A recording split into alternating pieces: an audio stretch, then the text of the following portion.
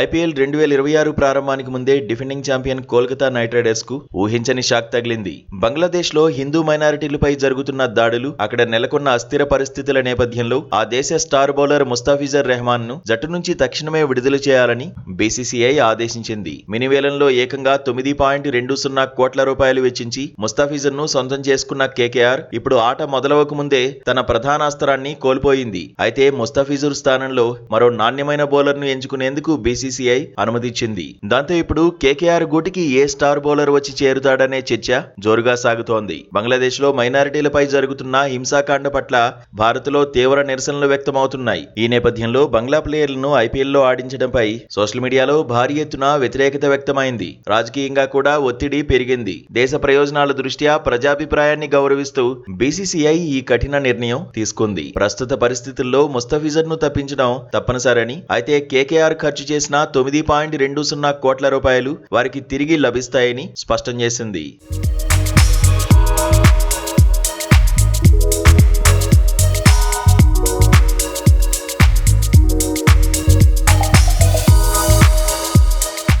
దీంతో కేకేఆర్ ఇప్పుడు ఆ భారీ మొత్తంతో మార్కెట్లో ఉన్న అత్యుత్తమ బౌలర్లను వేటాడే పనిలో పడింది. ముస్తాఫిజుర్ అవుట్ అవడంతో ఆ స్థానాన్ని భర్తీ చేసేందుకు కేకేఆర్ మేనేజ్మెంట్ ప్రధానంగా ముగ్గురి పేర్లను పరిశీలిస్తోంది. మొదటి వ్యక్తి భారత వెటరన్ పేసర్ ఉమేష్ యాదవ్. గతంలో కేకేఆర్ తరఫున ఆడి జట్టుకు టైటిల్ అందించిన అనుభవం ఉమేష్ కు ఉంది. భారత పిచ్లపై అతనికి ఉన్న పట్టు కేకేఆర్ కు అదనపు బలం కానుంది. ఇక రెండో ఎంపికగా ఆస్ట్రేలియాకు చెందిన పేసర్ స్పెన్సర్ జాన్సన్ పేరు వినిపిస్తోంది. ముస్తాఫిజుర్ లాగే లెఫ్ట్ ఆర్మ్ యాంగిల్ తో బంతులు విసరడం ఇతని ప్రత్యేకత.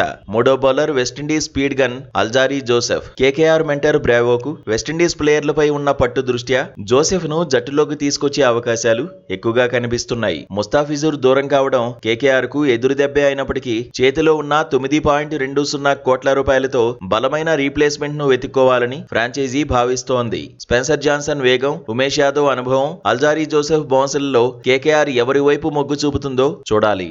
బీసీసీఐ తీసుకున్న ఈ నిర్ణయం క్రికెట్ సర్కిల్స్ లో హాట్ టాపిక్ గా మారగా కోల్కతా అభిమానులు మాత్రం తమ జట్టుకు సరైన ప్రత్యామ్నాయం దొరుకుతుందని ఆశాభావం వ్యక్తం చేస్తున్నారు.